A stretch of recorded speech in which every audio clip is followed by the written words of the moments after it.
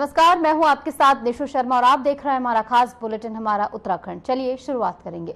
मुख्यमंत्री पुष्कर सिंह धामी ने देहरादून में सूचना और संचार प्रौद्योगिकी यानी कि आईसीटी सक्षम नई सेवाओं का शुभारंभ किया। इस अवसर पर उन्होंने डिजिटल उत्तराखंड ऐप का भी उद्घाटन किया, जो राज्य के डिजिटलाइजेशन को और गति देगा। इसके साथ ही S3 वास प्लेटफॉर्म आधारित 66 वेबसाइट का शुभारंभ भी किया गया, जिससे विभिन्न सरकारी सेवाओं को ऑनलाइन और अधिक सुलभ बनाया जाएगा। इसके अलावा मुख्यमंत्री ने 1905 सीएम हेल्पलाइन में आर्टिफिशियल इंटेलिजेंस यानी कि एआई का नवाचार और अतिक्रमण निगरानी के लिए वेब बेस्ड एप्लीकेशन की भी शुरुआत की। ये कदम प्रशासनिक कार्यों में पारदर्शिता और तेजी लाने के साथ साथ अतिक्रमण रोकने में भी सहायक होगा। मुख्यमंत्री धामी ने कहा कि डिजिटल तकनीक के माध्यम से सरकारी सेवाओं को जनता के लिए और अधिक प्रभावी, पारदर्शी और त्वरित बनाया जाएगा। ये राज्य के विकास और नागरिकों के हितों की रक्षा के लिए एक महत्वपूर्ण पहल है।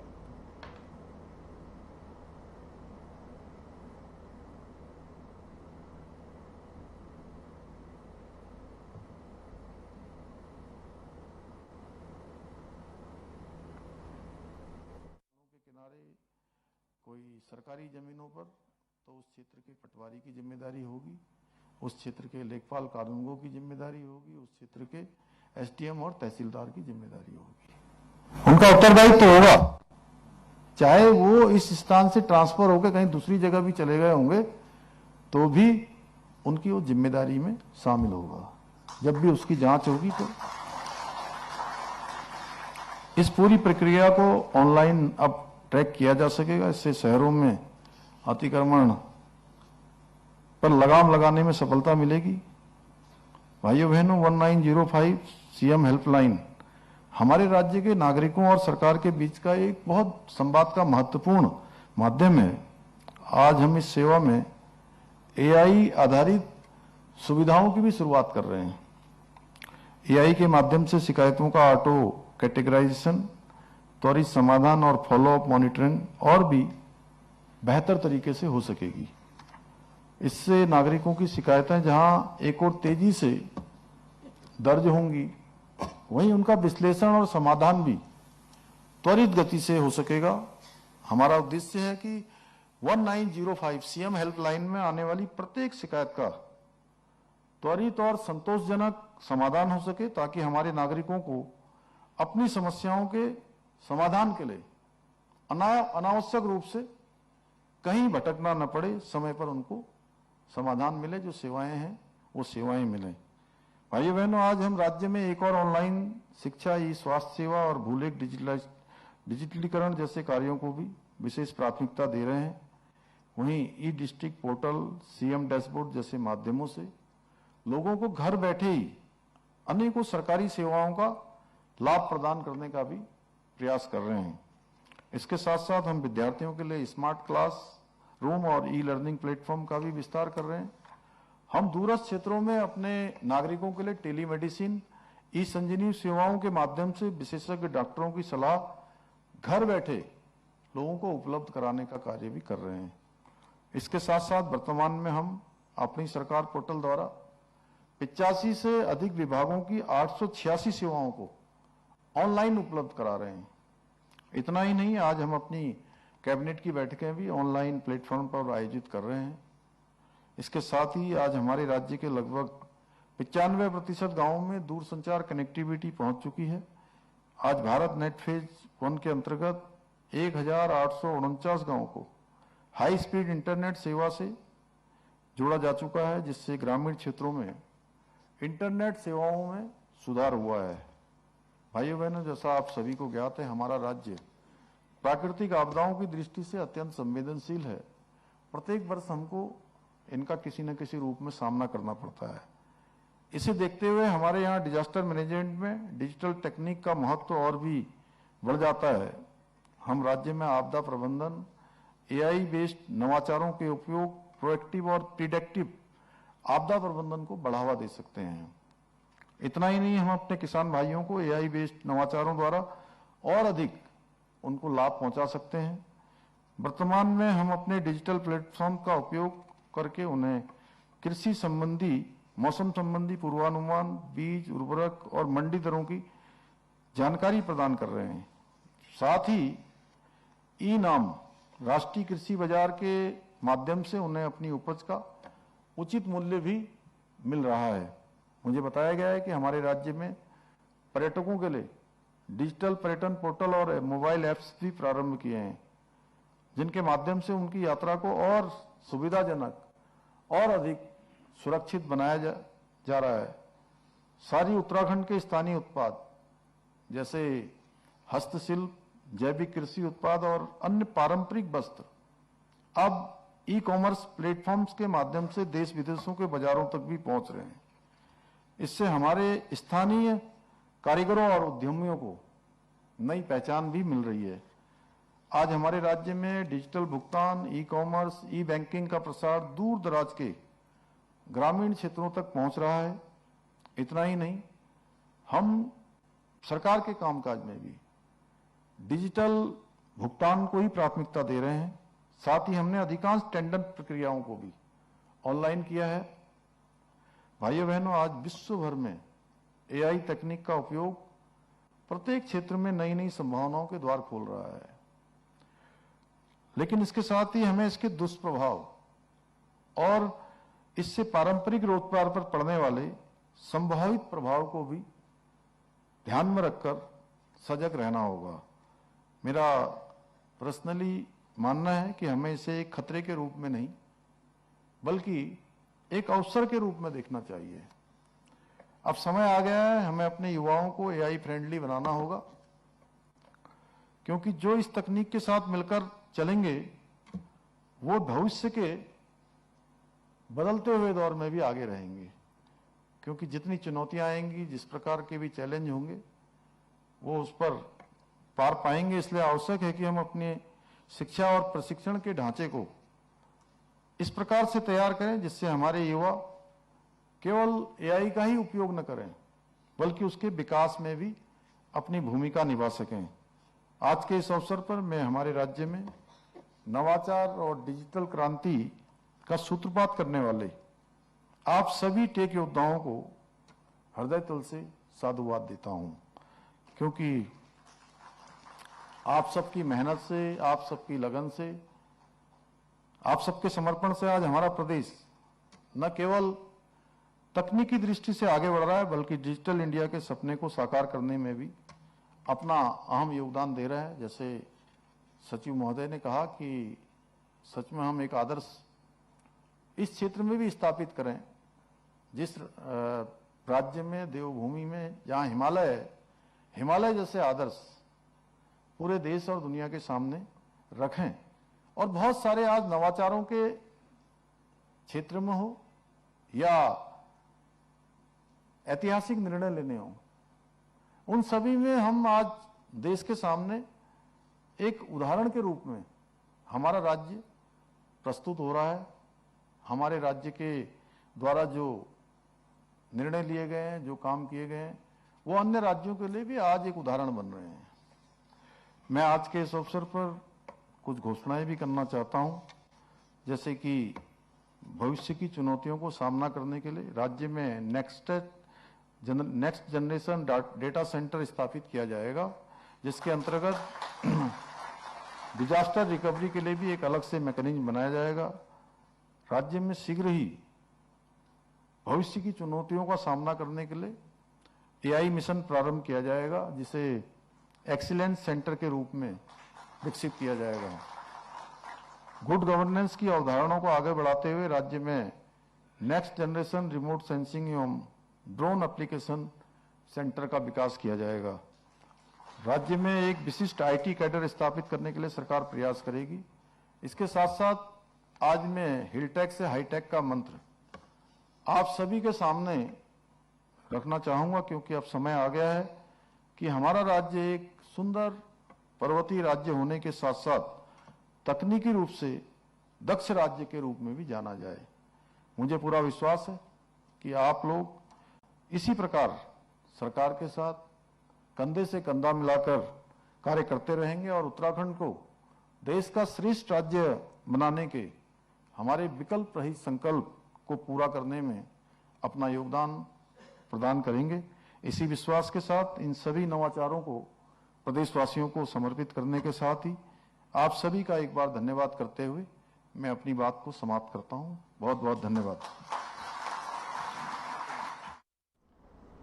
तो देहरादून से आप सुन रहे थे सीएम धामी को। तमाम महत्वपूर्ण बातें उनकी ओर से कही गई। फिलहाल इस बीच वक्त हो चला एक छोटे से ब्रेक का। ब्रेक के बाद फौरन हाजिर होते हैं।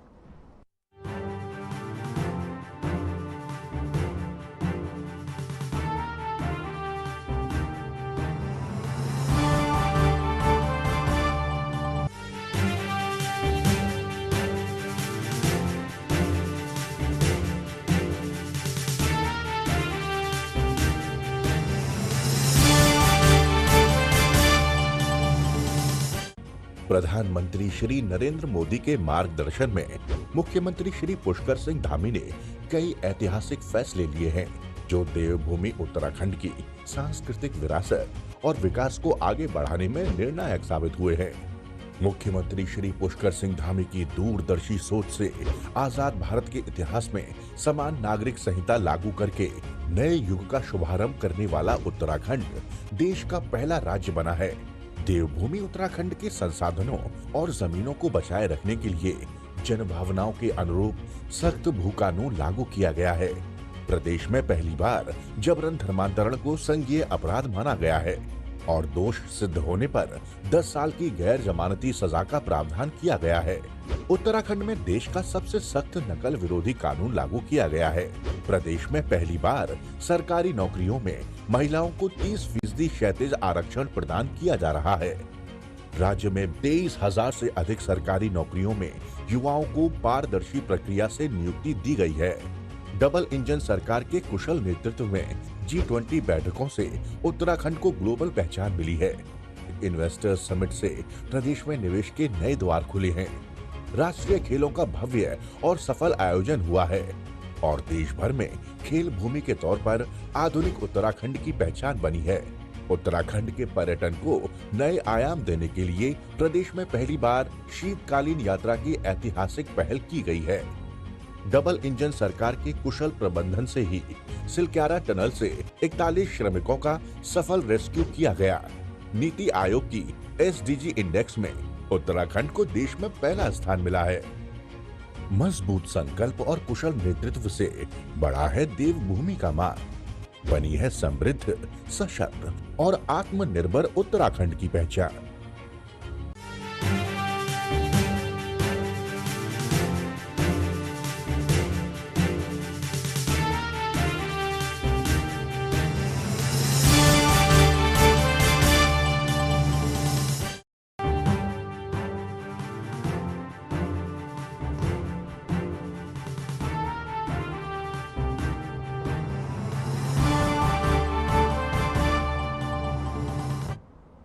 स्वागत है आपका। ब्रेक के बाद चलिए एक बार फिर से रुक करेंगे तमाम खबरों का। त्रिस्तरीय पंचायत चुनावों में बीजेपी के 4 जिला पंचायत अध्यक्ष प्रत्याशी निर्विरोध चुने गए हैं। उत्तरकाशी से रमेश चौहान, चंपावत से आनंद सिंह अधिकारी, पिथौरागढ़ से जितेंद्र प्रसाद और उधम सिंह नगर से अजय मौर्य को निर्विरोध निर्वाचन संगठन की मजबूती, जनता के विश्वास और कार्यकर्ताओं के समर्पण का प्रमाण है। सभी नवनिर्वाचित जिला पंचायत अध्यक्षों को हार्दिक बधाई एवं शुभकामनाएं। उम्मीद है कि ये सभी अपने जनपदों में जनभावनाओं के अनुसार कार्य करते हुए विकास के नए आयाम स्थापित करेंगे।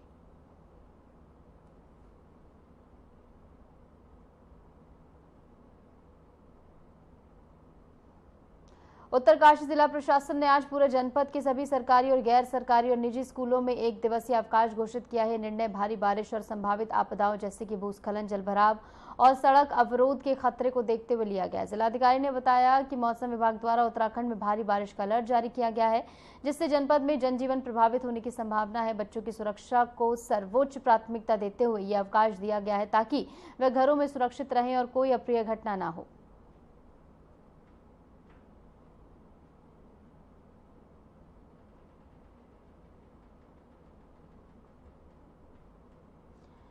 NN प्रोडक्शन की Hindi feature film Tinchari Mai the untold story का ट्रेलर और पोस्टर देहरादून के सिद्धार्थ होटल प्रिंस चौक में अति विशिष्ट अतिथियों के साथ लॉन्च किया गया। इस अवसर पर BSPS प्रदेश अध्यक्ष सहित कई गणमान्य लोग और फिल्म के कलाकार उपस्थित थे। बारिश के बावजूद हॉल खचाखच भरा रहा। निर्माता नवीन नौटियाल ने फिल्म निर्माण के अपने सपनों को साझा किया और निर्देशक लोकेश नवानी ने बताया कि फिल्म उत्तराखंड के सुप्रसिद्ध जोगन और सामाजिक आंदोलनकारी टिंचरी माई के जीवन से प्रेरित है, लेकिन कथानक नया और समकालीन है। बीएसपीएस प्रदेश अध्यक्ष चंद्रवीर गायत्री ने लोगों से अपील की है कि वे अधिक से अधिक संख्या में फिल्म देखें और उत्तराखंड की कहानियों को बढ़ावा दें। कार्यक्रम का संचालन रंगकर्मी सुशील पुरोहित ने किया। बहुत अच्छी फिल्म है, बहुत अच्छा ट्रेलर इसमें दिखाने भी, और जिन लोगों ने इसको राइटअप किया, मिस्टर लोकेश नवानी जी, दूसरे जो निर्देशक हैं, बहुत ही सूझे हुए बुझे हुए इंसान हैं गुनियाल जी हमारे, और बहुत अच्छी फिल्म है, दमदार स्टोरी है, दमदार एक्टर्स ने इस पर काम किया है। मैं चाहूँगा बेटा एक मिनट आना जरा, ये हमारी अभिनेत्री हैं जिन्होंने इस फिल्म में काम किया है, बहुत ही दमदार रोल है। लग रहा है कि एक बार हम उस 70-80 के दशक में वापस हैं, जब हमने टिंचरी माई का नाम सुना था, एक जुगेण का नाम सुना था। एक जुगेण थी, पुरुष इतनी फेमस थी, उन पर बहुत सारे गीत भी बने, बहुत सारे लोगों ने उस पर लिखा भी है उस समय, जबकि उस समय इतने अच्छे संसाधन नहीं थे, फिर भी बच्चे बच्चे तक को टिंचरी माई का नाम याद था। और लोकेश नवानी जी, हमारी नवीन नौटियाल जी ने और हमारी पूरी टीम ने बहुत अच्छा काम किया है। मैं चाहूँगा कि पूरा राज्य, चाहे जहाँ पर भी उत्तराखंड है, पूरे देश में 155 हॉलों में ये फिल्म रिलीज हो रही है देश के। तो ये बहुत खुशी की बात है कि एक ऐतिहासिक फिल्म हमारे बीच आ रही है। जी। और इस बीच उत्तरकाशी से एक बड़ी खबर सामने आ रही है। आपको बता दें, खराब मौसम से धराली रेस्क्यू ऑपरेशन स्थगित कर दिया गया है। खीर गंगा जलस्तर में लगातार वृद्धि हो रही है। मौसम विभाग ने भारी बारिश का अलर्ट भी जारी किया। हर्षिल घाटी में तेज बारिश से आपदा का खतरा बना।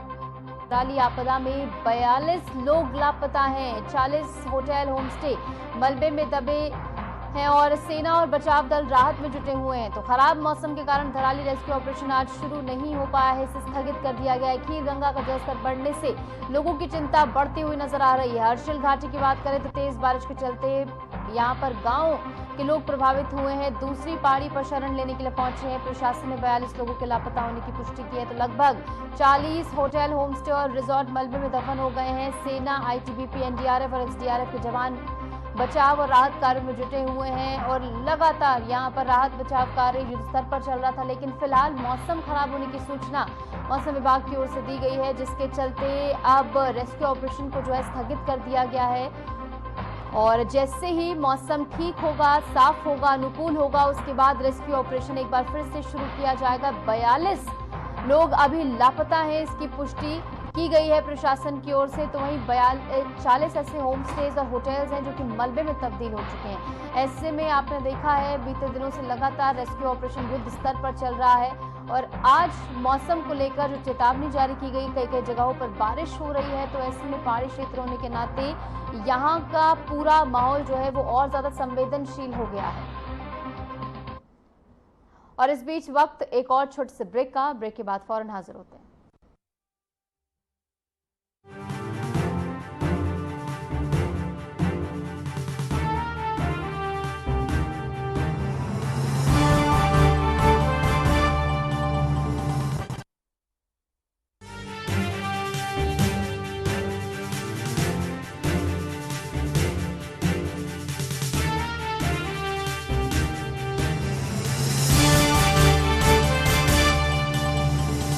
प्रधानमंत्री श्री नरेंद्र मोदी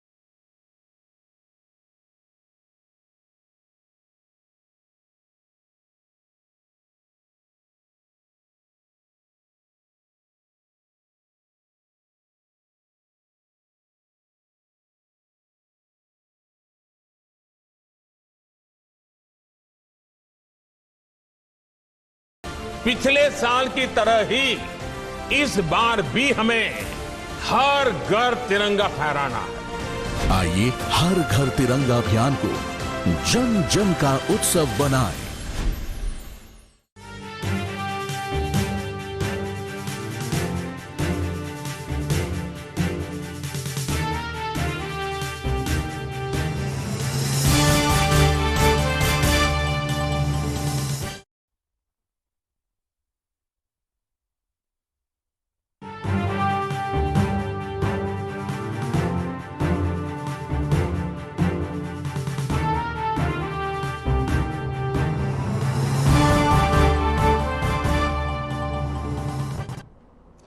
स्वागत है आपका। ब्रेक के बाद चलिए एक बार फिर से रुक करेंगे तमाम खबरों का। खबर रुद्रप्रयाग से है, जहां भारी बारिश के चलते चारधाम यात्रा भी प्रभावित होने लगी है। मौसम विभाग की चेतावनी को देखते हुए प्रशासन ने 12, 13 और 14 अगस्त को केदारनाथ धाम यात्रा अस्थायी रूप से स्थगित करने का निर्णय लिया है। रुद्रप्रयाग जिलाधिकारी प्रतीक जैन ने बताया कि श्रद्धालुओं की सुरक्षा को सर्वोपरि रखते हुए डेंजर जोन में 24 घंटे मशीनें और रेस्क्यू टीमें तैनात हैं और नदी नालों के जलस्तर पर भी लगातार निगरानी फिलहाल रखी जा रही है। मौसम विभाग के पूर्वानुमान के अनुसार जनपद में 12, 13 और 14 को कुछ जगहों पे ऑरेंज अलर्ट और कुछ जगहों पे रेड अलर्ट भी घोषित किया गया है। और आपदा प्रबंधन विभाग राज्य सरकार ने हमारे को भी निर्देशित किया है कि इस टाइम पे, इस समय पे सबको बहुत अलर्ट मोड पे रखें। सभी अधिकारियों को भी निर्देशित हमारे द्वारा किया गया है कि इस टाइम पे बिल्कुल अलर्ट मोड पे रहेंगे। हमारा जो वार्निंग सिस्टम है उसको भी हमने टेस्ट कर लिया है। जो भी नदी के आसपास जिनकी बसावट है, किसी की दुकान है, किसी का घर है, मेरा सभी को अनुरोध रहेगा कि इस टाइम पे आप भी चौकन्ने रहें। कहीं भी लगे कि अगर नदी का जल स्तर ऊपर बढ़ रहा है तो उस टाइम पे तुरंत अपने घर को या अपनी दुकान को, जो भी बिल्डिंग है जिसमें आप रह रहे हैं, उसको वेकेट करके थोड़ा ऊपर वाले हिस्सों में चले जाएं। इस बीच देहरादून से एक बड़ी खबर आ रही है। बद्रीनाथ यात्रा पर 14 अगस्त तक रोक लगा दी गई है। हेमकुंड साहिब यात्रा पर रोक जारी रहेगी। भारी बारिश के कारण ये प्रतिबंध लगाया गया है। प्रशासन ने यात्रा स्थगित करने का निर्णय लिया है। 14 अगस्त तक धार्मिक यात्राओं पर पूर्ण रूप से रोक रहेगी। देहरादून में मौसम खराब होने के कारण प्रशासन ने बद्रीनाथ धाम और हेमकुंड साहिब की यात्राओं पर 14 अगस्त तक के लिए रोक लगा दी है। भारी बारिश के होने वाले खतरों के कारण ये कदम सुरक्षा के मद्देनजर उठाया गया है। यात्रियों से अपील की गई है कि वे फिलहाल यात्रा को टाल दें और प्रशासन के निर्देशों का पालन करें। तो फिलहाल मौसम की ओर से जो अंदेशा देखने को मिल रहा है, मौसम विभाग की ओर से जो एडवाइजरी जारी की जा रही है उसके अनुकूल यहाँ पर 14 अगस्त तक के लिए यात्राएं जो हैं रोक दी गई हैं। खबर उत्तरकाशी से है, जहां गंगोत्री क्षेत्र के डबरानी के पास निर्माण कार्य में लगी एक जेसीबी मशीन नदी में गिर गई, जिसमें चालक भी लापता हो गया। जानकारी के अनुसार ये जेसीबी गंगोत्री हाईवे चौड़ीकरण कार्य में लगी थी। घटना के बाद क्षेत्र में हड़कंप मच गया। सूचना मिलते ही एसडीआरएफ की टीम मौके पर पहुंची और चालक की तलाश के लिए सर्च ऑपरेशन शुरू कर दिया गया।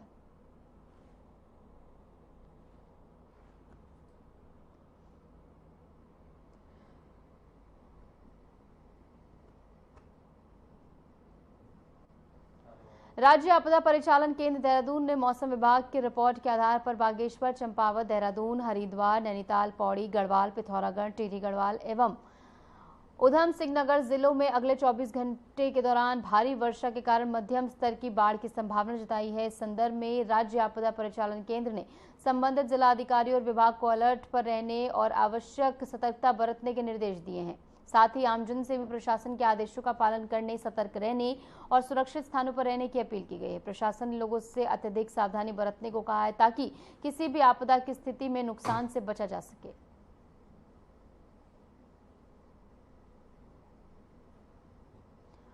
और फिलहाल के लिए हमारे इस खास बुलेटिन में इतना ही। नमस्कार।